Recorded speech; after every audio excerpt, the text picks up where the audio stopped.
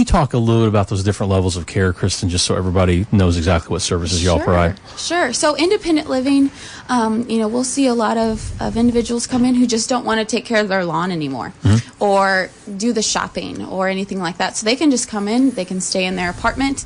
We'll take care of their food in our Southern Air restaurant. We'll take care of their housekeeping, bed service, all the activities. A lot of socialization happens too, so that's a big part of it. And then any individuals who need assisted living, you've got medication care. You've got an amazing nursing staff that are around 24/7 for any of your needs. And then memory care is a little bit further in, and individuals with Alzheimer's, dementia, anything like that. And then adult day, let's say your mom or dad just can't stay home alone, or you just don't want them to. You want them to socialize. They can come hang out with us for the day. Very cool. Yeah. So we were just having this conversation. It's becoming, I think, more of a trend to see folks that are in retirement, that people are living longer, and it's maybe not the worst of ideas for folks that if you're still in pretty decent health, you can, if you don't want to, take care of your house anymore, if you don't want to mow grass, all the things you were just talking about, you can go to a place like this where you're still active and still living it very independently, but take some of the pressure off of those day-to-day activities. But in the event that your health gets worse, you're already there, correct? You're right there. So if you come in as an independent, and later on down the road, you need some more nursing care. You don't have to move rooms if you don't want to. We kind of change your care plan up. So it's really handy to have that. And we're big on activity, big on exercising. So we'll have a lot of yoga classes. We have walking groups that go on every day. So we're always moving. We're trying to stay active every day. Yeah, we were talking, you guys have a pond out there where folks can fish. Yeah, it's stocked with catfish and bluegill. And that's actually one of the activities that we'll have for our 1-year event this Friday, the 13th. We'll have fishing. We'll have bag games. We'll have a DJ. Lots of fun stuff to do. Very cool. So why? How did this idea evolve? Like the person that developed this property. What was the impetus to get them to move forward with doing something like this in Carbondale? Sure. Well, Trace and Charlie Brown are our owners, and they saw a need for more resort-style quality care in this area. And for all of the individuals who are getting older and may need some assistance, just seeing that need in Southern Illinois and wanting to provide the best care. They're in the hospitality business, so this is just another level of hospitality for our older individuals. It's needed, and we want to take care of those people. Right, and it should be noted, this is a completely what's the word you use? I kept saying market rate, but it's we're completely private pay. Private pay, so, correct. So no Medicare. You don't have to deal with any of that. Right. We make the process very. So you don't have to be Medicaid, qualify, all that kind of stuff. Right. It's for folks that just want to pay out of pocket, that want to simplify their lifestyle. That's right. We take veterans financial and long-term care insurance, so it really does take that headache out of dealing with that system. So you are having a 1-year anniversary on Friday. Tell us a little bit about what's going on out there. Yeah, sure. So from 6 to 11 on Friday 13th, we're having our 1-year anniversary party. That's PM, correct? PM, yes. Thank you. And we'll have, like I was saying, we'll have a DJ out there for dancing. We've got a great patio and outdoor space. So, and it's great for all ages. So we'll have cornhole, we'll have ring toss for the kids, and we'll have our bar open for the adults. And we're also having the All-American ice cream truck out there for anyone that comes by. So that'll be a nice fun treat since it'll be a little bit warm. And we'll also have tours going on that entire night. So bring your dancing shoes out and we'll have a party. But if you're somebody in the public that has interest, if you just want to see it, right? This is an opportunity to come out and you'll get to be able to walk through the development, correct? Right, and we just wanted to celebrate. We've always been about community ever since we opened. So we wanted to invite the community out to celebrate with us. Our staff will be there, our residents will be there, but this is more of a community event. So we're inviting the community to celebrate with us. Where are you guys finding residents from, Kristen? Is it mostly Carbondale folks, or is this drawing people from throughout the region or beyond? Yeah, actually throughout the region. We're not just seeing, here with Carbondale, Marion. Of course we're seeing residents come in from those areas, but it's really throughout the region and some out of state, which is really exciting to see.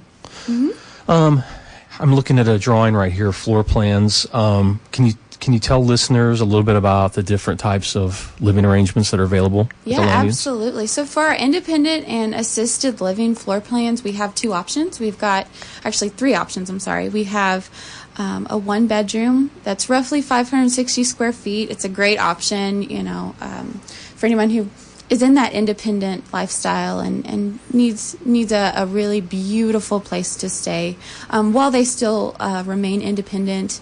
And, you keep a car as well in our parking area. Come and go as you please. So it's a really great option. We have another one-bedroom option. It's a little bit larger, about 650 square feet.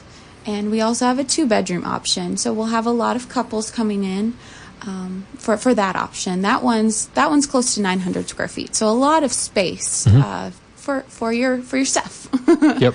And also, like, if you have an additional bedroom for kids or grandkids, or if they come, right, they can stay in short term. Yeah. So you can stay short term with your loved one, but we also have rooms available, for the night, or you can reserve a room at a rate. And being so close to the Holiday Inn, which is owned by our same owners, they have a special rate going on too. So that's kind of cool. It's, again, we want to invite families out and invite the community out to come stay with us and hang out with us. Yep. And I'm also looking here, there's a ton of other amenities here, like you mentioned the restaurant, and residents get, is it 3 meals a day that are included with the, 3 meals a day, breakfast, lunch, and dinner in our Southern Air restaurant. It's all restaurant style. So all they have to do is come sit down at the table of their choice, and we'll take care of the rest. We also have housekeeping, linen cleaning, a great activity program, great for socialization. We've got, like I said, our bar. We've got happy hour every day, so when family members or residents come down, they can enjoy a drink. Just a lot of fun events going on. We try to stay active in the community as much as possible. Yep. And you guys have, like you touched on some of it, shuffleboard. You've got a putting green. I didn't realize you had a putting green out there. For any of our golfers out there, I know we have a lot in this area. We've got a putting green out there. You can, keep up to date on your skills, and transportation is a big thing as well on our amenities list. We actually have transportation Tuesday through Thursday all day long, 8 to 4, and then we have transportation on Sunday too. So anyone that can't necessarily drive, but or they choose not to drive anymore, we can take them wherever they want to go. So that's really nice. Very cool. And it looks like you got it all there. It's really truly is a resort. You got washers and dryers and is there any reason to leave the place, Kristen? There's no reason to leave. And we become a big family, which is really nice. We've got incredible staff who really love what they get to do. They're passionate about what they do, and like I said, we become a family, so there's really no reason to leave. and we've just been happy because this is a great addition to Carbondale. One of the things that a lot of folks in the community talk a lot about is why it's not more of a retirement destination here, because college towns in general seem to attract a lot of retirees. I know folks in my neighborhood that had no connection to Carbondale, but were from Illinois, and they wanted to go somewhere with milder weather, particularly winter weather, and they like the access to the university and the cultural offerings that a university brings, and obviously there's lots of shopping here, and then all the natural amenities of their region. So there's a lot of pluses for folks to, they do decide to relocate somewhere like this. You don't have to just spend all your time at the landings, right? There's still a lot to do in the area. That's right. So being right off of 13, we're super close to University Mall and the shopping district downtown. We're about 2 minutes away, and then not far off from Giant City, your beautiful nature reserves. We're actually located on a wildlife reserve too. So even those individuals that don't want that aren't come and go a lot, they can look out their window and you see wildlife, deer, ducks, all of that. So, but we're in a wonderful, wonderful location. Really access to everything. We're really close to Walker's Bluff, so we'll do outings out there. We're pretty much on the go, and like we were talking about bringing the community in, we also like to get out into the community too and share that. Well, and one project too that I don't know if you're aware of is there's going to be some reconstruction of Highway 13 in the next year, and the walking trail bike path that's ends now at Giant City Road will be extended actually past Reed Station Road. In the future, that will actually connect all the way to Marion. There's a couple little places that they're trying to finalize now to get through the refuge, but ultimately someone will be able to hop out and go into the refuge and go to the mall. Yeah, that's pretty cool. That's awesome. Yep. That's awesome.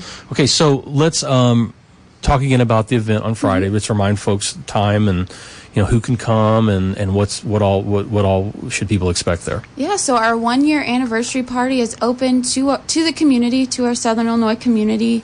It's for all ages. It's this Friday from 6 to 11 p.m. Like I said, we'll have a DJ, lots of fun events, and just come hang out with us and get a tour. And if anyone should have any questions, we're located at 2100 Reed Station Parkway, and you can visit our website at www.livingatthelandings.com. Cool. Yeah, and you can't miss it. It's a beautiful new development out. You just explained where it's at Reed Station 13, and it's been a great addition to Carbondale. Thank you. Thank you. Kristen, thanks for coming in, and I hope the community gets to get out and check it out. It's a beautiful building. Thank you so much. Thanks for having me. You're welcome. We'll be back in one moment after we hear announcements, things going on in Carbondale over the next week.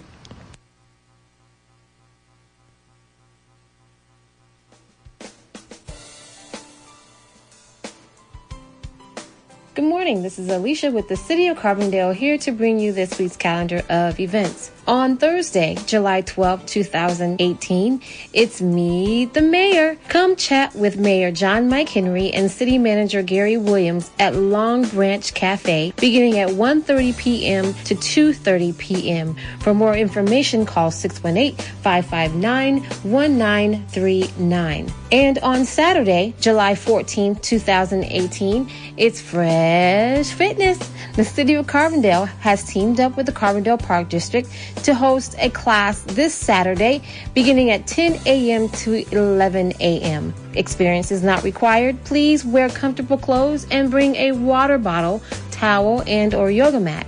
A cash donation of $5 is suggested. For more information, call 618-559-1939. For information on these events and others, please visit our websites at WDBX.org or CarbondaleTourism.org, or you can reach us by phone at 618-457-3228.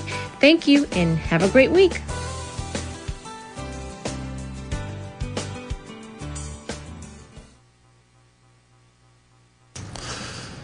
As always, lots of stuff going on in Carbondale. Again, Sunset concerts this week. That's a popular thing. God, people love those Sunset concerts, don't they, Sarah? And this week it's at Washington. Yeah, it's downtown. First time ever. So we really hope people can get out. We've been trying to find ways to get more people downtown. We have a venue we've been trying to utilize more at Washington Street and Highway 13, and we'll have the open container policy during the week, or during Thursday night. Washington Street between Main and Jackson? Is that the section that's going to be closed off? Between Walnut and Main. Between Walnut and Main. The whole section of it. Okay. Yep. So anyways. I'll be there. Yeah. Sarah Hyer's with us.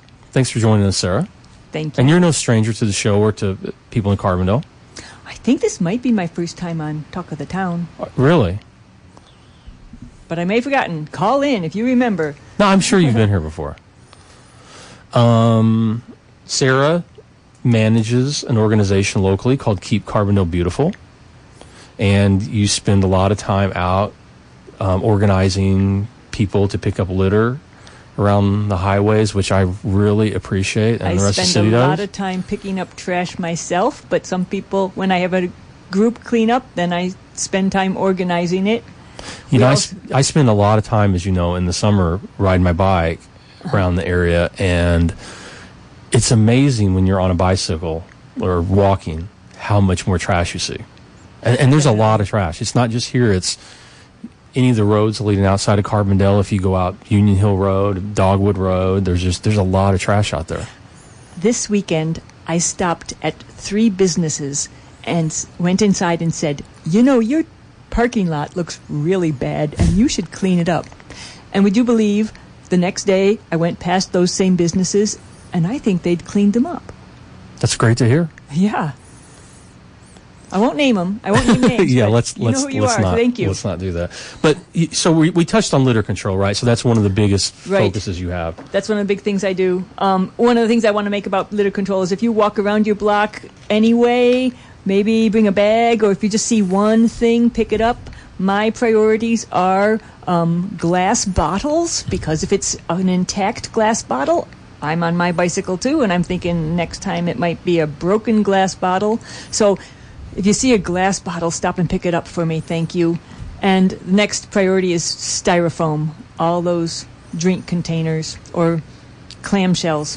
If we can get them picked up, that'd be a big relief. Lotto's downtown, obviously, after late nights on the weekends in particular. We see a lot of those on Illinois Avenue. Yeah, most of those are plastic. So, Well, the clamshells I'm talking about. oh yes, Yeah. lots of clamshells. And if you're already doing that, let me know so that I can keep track. I try to keep track of who's cleaning up what streets. That's one of the things that we do to organize it. I notice a lot of times I when I'm riding in the morning, I'll find that people will just throw like whole bags of like Wendy's or something out. Putting everything back into the bag very neatly. Yeah, and but then the whole tossing bag it will out. find its way into the middle of the street, and I don't really understand that. Can you explain that, Sarah? I wish. I have tried to get into the mind of the litter bug. I've honked at people a couple of times. One time the guy jumped up and picked up what he had just set down. And another time he just shrugged his shoulders and kept on walking. So I think there's a lot of people don't care about the community, which means we need to draw them into the community more to make them care about it, to make them realize they're a part of this community, and that's why they should participate in. We just want it to be keeping it clean. cleaner, right, and be respectful, and not throw your trash out in the Right. street, right? Respect. It's not. I don't think it's that not much of a hard. demand, is it? No. Okay, we've killed litter today. So what else are you working on?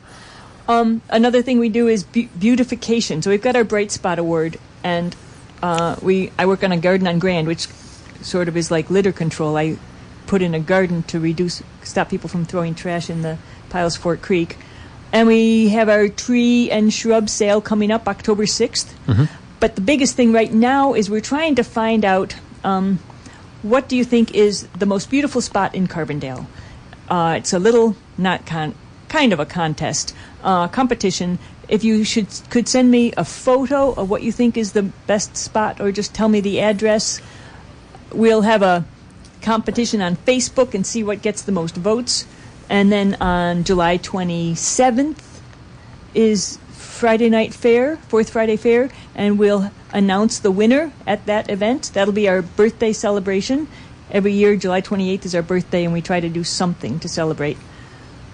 So let's touch on that award real quick. This is the Bright Spot Award, correct? No, we're talking about a different thing.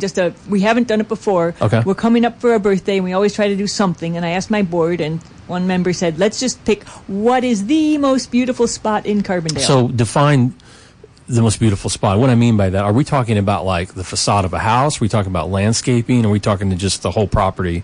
Just well, what are you shooting for? I think we would pick a spot that has landscaping for Okay. sure. But if it's got a nice facade, that helps. Yep. A couple of nominations have come in. One person just said Campus Lake, which is pretty nice. I'd like some pictures to put on Facebook to show The that new off. beach house is fantastic, by the Yes, I was just there. I The just Becker checked it out. Pavilion, yeah. We had company and showed them. And then there's the Bright Spot Award too, and that's kind of a that's an ongoing project that you're working on. We do it at least once a month. We try if we have nominations. And I've gone around town and I see places we've given Bright Spots to in the past, and they still look good. Yeah. And so I'd like to do kind of a retrospective one of these days of the past Bright Spots that are still consistently good. It's nice. And so the intent there, and I know I've contacted you in the past on some properties here in town, but the intent here, correct me if I'm wrong, is if you have a neighbor or business owner, whoever, if there's a property in town that you think really stands out, that somebody has really put some TLC in this, has a great curb appeal, there's a lot of pride in the property, those would be great candidates, correct, for Bright Spot Awards. It's usually a neighbor who calls up and says she's working so hard in her garden all the time. They've remodeled the house, they've done, Could be rehab. Yep. New landscaping, or just ongoing maintenance of it too. Yep. And Bright Spot is tricky because a lot of houses all look similarly nice, but it doesn't jump out at you, so it's not as outstanding. So basically it takes a resident to recognize the work that somebody has done on a property and then just to contact you. Yes. Yep. And we do business awards too. If a new business comes to town and works hard to go above and beyond, then they get an award too. Okay. And we try to tell people work on invasive plants besides selling native trees, pushing natives and trying to discourage the invasives that we've got. So I can look out the window here and see honeysuckle and euonymus growing on trees in the neighborhood. Yeah, it's everywhere. I mean, I fight this every summer in my own yard. Yes. Yeah. And some people don't fight it.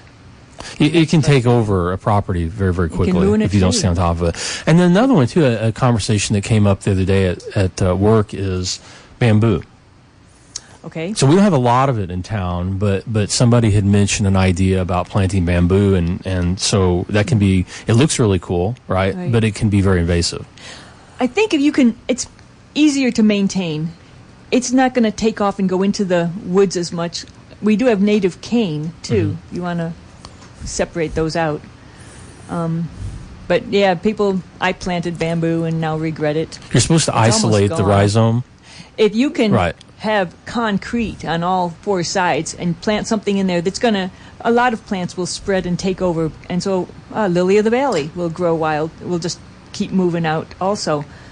So if it's in a contained area, then that's a great spot for something that's going to be taking over like that. You just have to you have to have some sort of a shield around it so it doesn't keep or spreading. Just keep on it. Yep. Just keep cutting it back. Yep. Okay, so also part of beautification in many ways is waste reduction, and that's something that you guys are working hard on. We just had the free cycle in May. We helped clean out the dorms. We encourage people to go to the thrift shop to reuse their stuff. Remember, there's 3 R's. It's not just recycle, which is the biggie for Keep America Beautiful, but it's also reduce, reuse, recycle. So I think it's important to just be aware of how many times you are using disposables and when you could be using reusables. And there's something in terms of recycling, they call it aspirational recycling, when people put things into the blue bin that don't belong there. Like what, for example? Clear plastic clamshells have a number 1 on the bottom. So people think, it's a 1, therefore I can recycle it. But they only recycle 1s and 2s bottles and cans and glass and other plastic bottles. What else is something that's a really big... Oh, well, forget styrofoam. In fact, if you could forget styrofoam, that would be lovely. Stop using it altogether. The first R could be reject. And if somebody wants me to come and talk to a group, I just talked to Kiwanis last week. I'm going to talk to Rotary tomorrow. I talked to the Greens over the weekend. So I'm ready to come and give a little talk, and it's amazing. Everybody's learning something because everybody, I don't know. The directions are there on the city website, but people don't get it. I don't know. They think, surely that's recycled. Or they hear something that is not recyclable from other people, and they just accept it, and I still have to go back and check out a couple of things. Yep. And we have a great recycling program, as you know. We have a great and we recycling continue program. to expand it when we can. We have to be careful, though, because at a talk at Keep America Beautiful, a speaker said, if we are not careful, we could lose curbside recycling because people are putting too much, it's called contamination, if it doesn't belong there, because then the sorting process becomes more expensive. And if the recyclers can't make money, they can't run the business. It's not for profit. I mean, they have to pay their employees. So they have to be able to make money on it, which means the recycling that they receive has to be something that they can sell. And you may have heard that China has stopped accepting recyclables from the United States. This was a year ago. They just said, no more plastic, we can't take it anymore, it's too contaminated. And so that's why they had to cut back and go back to just 1 and 2 bottles. So we have to really, if we can do the sorting at the source, at the house, get it sorted correctly, then there's a better chance that we can use our recycling. And the dual stream, what we have in Carbondale, is the best way to go. We want to keep it as sorted as we can, not single stream. And if people have questions, if they can't find you, they can always call our Maintenance Environmental Services Division right at 457-3275 or on our city website. And we have plenty of folks there that can explain our recycling program, what we can and can't take. Right, Sarah? And I'm happy to answer questions like that, too. And you can go to the website for Keep Carbondale Beautiful. Google Keep Carbondale Beautiful. You'll find me. See me on my bicycle riding around town. So kind of what we've been doing is your last point here you want to talk about is education. Yeah. We all need to be better informed. And we need to work together to help the environment. So I can give presentations. I can answer questions that come by phone or by email. And there's something else I like to call bystander intervention training. If you see somebody litter, call them out. You can just say, "Excuse me, you dropped something." Yeah. Shame them. Yeah, shame works. We're assuming that it was an accident. Assume the best. Anyway, so the current project is Most Beautiful Spot in Carbondale. We will watch for that on July 27th, the Friday, and nominations are due by July 15th. So we hope to get enough nominations in to have a winner. Yeah, and I really hope people do this because the Bright Spot Award that we touched on, I've seen the reaction of people that own those properties when they're given this award, and it's really invaluable to them, right? Because it validates all the work they've been doing, and it makes them really feel a sense of pride. I think it reinforces that, and it's just a cool thing, and it just takes a little bit of effort for somebody to recognize another person. It's true. It's so easy to do. So if you know of somebody, do send me the nomination. My board makes the decision. It's not my decision. So sometimes they say, but I write a thank you note and say, you are still helping to keep Carbondale beautiful. So thank you for that. And cool. Thank you to everybody who's listening, because I know the people who are listening to WDBX are the people who don't litter, who pick up litter, who work on their gardens, who try not to plant invasives, who try to plant natives. Maybe they even own chickens. Right thing. And they own chickens. That's right. I'm thinking about our next tour. Last year we did tours. We did. That was great. Chicken coops. How about compost piles? A tour of compost piles. You might be on something, Sarah. Sarah, anything you want to leave us with as we have really about a minute left? My number is 618-525-5525. The magic number with 5 5s and 2 2s, and it's the same forwards and backwards. 525-5525. Call me. Awesome. Sarah Heyer, Keep Carbondale Beautiful. Sarah, thanks for coming in. I'm sure we'll see you again. Thank you, Gary. Have a great week, Carbondale. This hour of programming on WDBX Carbondale is sponsored in part by your membership contributions and by Harbaugh's Cafe. Harbaugh's Cafe is located at the south end of the strip at 901 South Illinois Avenue, featuring their breakfast menu and the bottomless cup of coffee. Harbaugh's also serves salads, sandwiches, homemade soups, and vegetarian items. Open Monday through Saturday, 7 a.m. till 2 p.m., Sunday, 8 to 2. Breakfast available anytime, takeout available.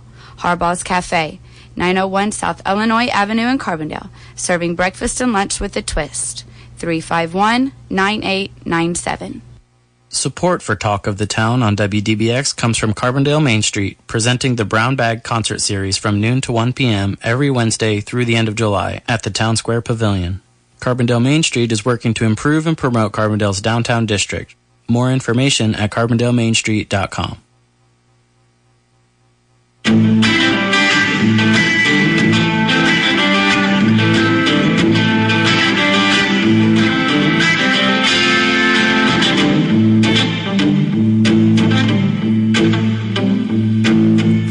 government had an idea and Parliament made it law. Seems like it's illegal to fight for the union anymore. And which side are you on, boys? Which side are you on? Which side are you on, boys? Which side are you on?